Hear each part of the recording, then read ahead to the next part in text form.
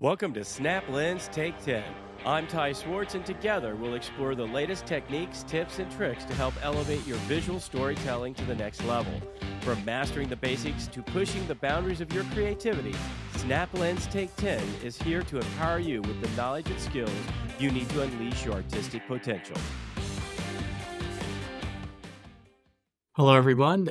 This is Ty Schwartz with SnapLens. Welcome to our tutorial on mastering image composition. Today, we're going to dive into the world of photography and graphic design, empowering you to elevate your images through effective composition. Whether you're a beginner or an experienced creator, understanding these principles will equip you to make a more powerful impact visual statements, boosting your confidence in your artistic abilities. So the first thing we're going to talk about is rule of thirds. This is, to me, one of the most basic things that we teach photography. This is like entry level, but if I take a look at most of my photographs, I kind of live in this area. Um, so let's get started with one of the I would just say this is one of the easiest and well-known techniques as the rule of thirds. So imagine dividing your image into two horizontal and two vertical lines. I call this the tic-tac-toe method. You're going to create a grid of 9 equal rectangles, just like a tic-tac-toe. The points of these lines intersect are where the magic happens. Placing your subject or important elements at these intersections can make your photo more balanced and visually appealing. And this is why it works. By aligning the subject with these grid lines or guidelines, the viewer's eye is naturally drawn to these points, making the image more engaging and dynamic. This technique isn't just for photography, it's a fundamental principle used in painting, design, and even in filmmaking. So the next time you're watching a movie, watch how they line up and create that film. It's going to be making it a must know for most visual artists. Um, so there's a couple of examples that I talk to people about, and a lot of this, let's visualize this. So if you think about the tic-tac-toe grid, I always close my eyes and think about this. The first thing I tell people, you never, ever, ever want to put your subject dead center of your image. And if you look at most of your photographs or photographs of your friends, you're going to see a small little subject in the dead center of that image, and you have this big landscape or something all the way on the outside. So one of the things I just say to people, the easiest thing to understand about photography is I really don't care about the landscape. I don't care about the environment. What I care about is that subject. What is my subject? How am I going to focus on that subject? So the easiest thing I can tell you about the rule of thirds is don't ever put anything in the dead center. Think about where the lines intersect and put your subject there. Just try moving your feet a little bit, moving up and down, and just trying some different angles.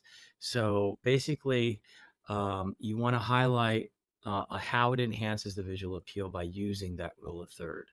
All right, so let's talk about the second area. Now, this is the one that I find more challenging, and that's the golden rule. Or I'm sorry, the golden ratio. I'm thinking church right now, so I'm thinking the golden rule. So the golden ratio is to me a little bit more complicated because it's also referred to as the Fibonacci spiral or golden spiral. And this is basically a mathematical ratio. So it's approximately a 1.618 to 1. And it appears frequently in nature. So if you think of like a seashell and how that spirals, and it's been used by artists for centuries to create aesthetically pleasing compositions. So basically, to apply this to your compositions, imagine a spiral that starts from a central point and expands outward.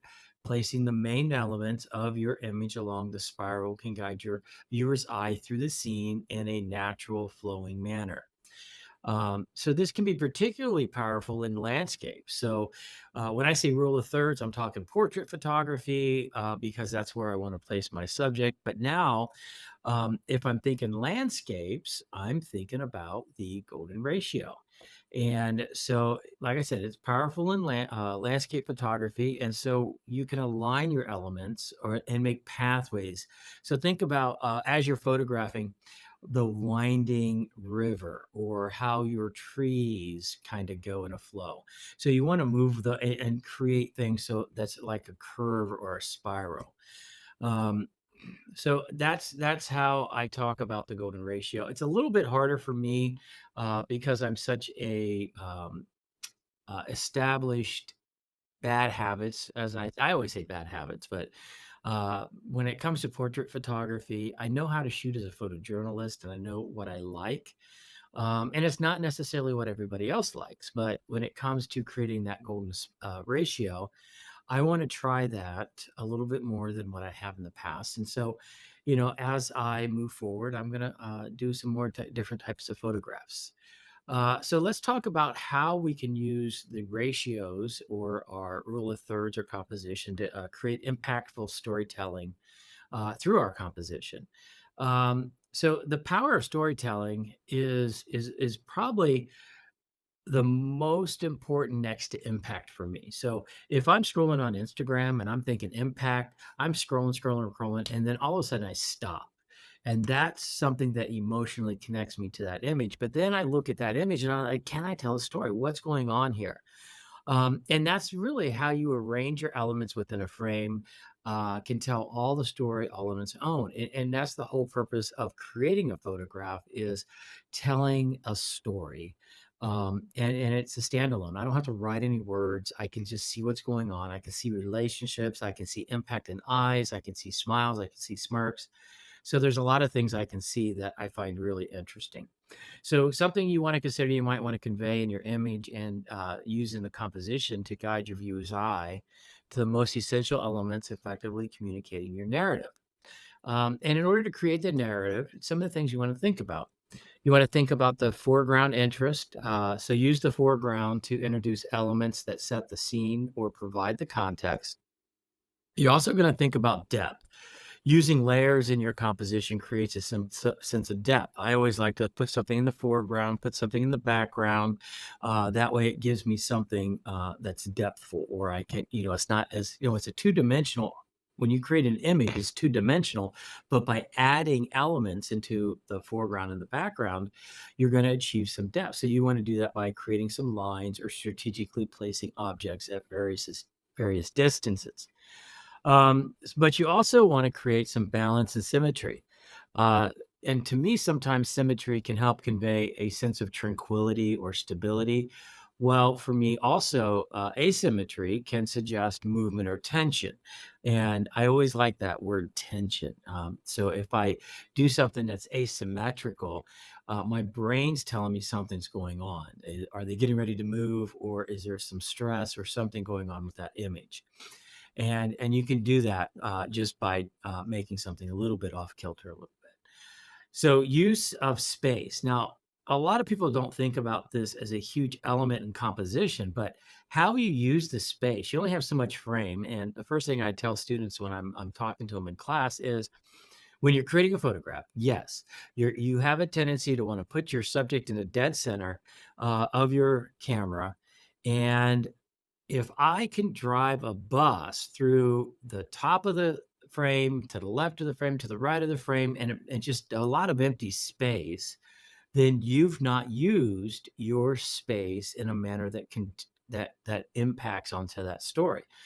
And that's how a story sometimes is interpreted. Why do I have all this space? I'm not going to look at it. It's not impactful.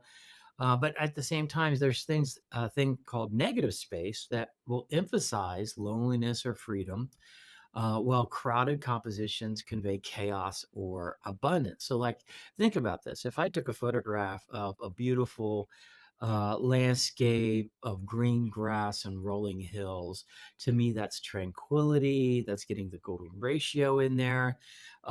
Compared to, I'm going to go to, say, New York City, and I'm going to photograph the skyline, but I'm going to photograph it in such a manner, I'm not going to see the whole skyline. I'm just going to see a whole bunch of buildings up close.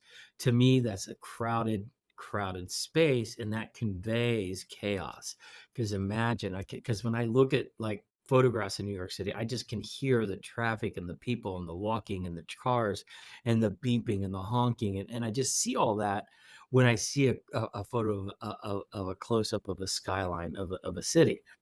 Whereas when I'm looking at a grassy field, I'm just thinking, oh, I can hear the birds chirp. Nobody's in a hurry.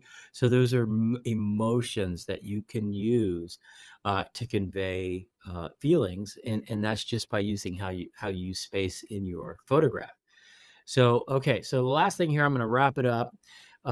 Is when you want to master the rule of thirds, the golden ratio, and thoughtful storytelling through composition, there's just fundamental skills for any these are fundamental skills for any visual artist. By practicing these techniques, you'll enhance the aesthetic value of your images and the way they can communicate with the viewer.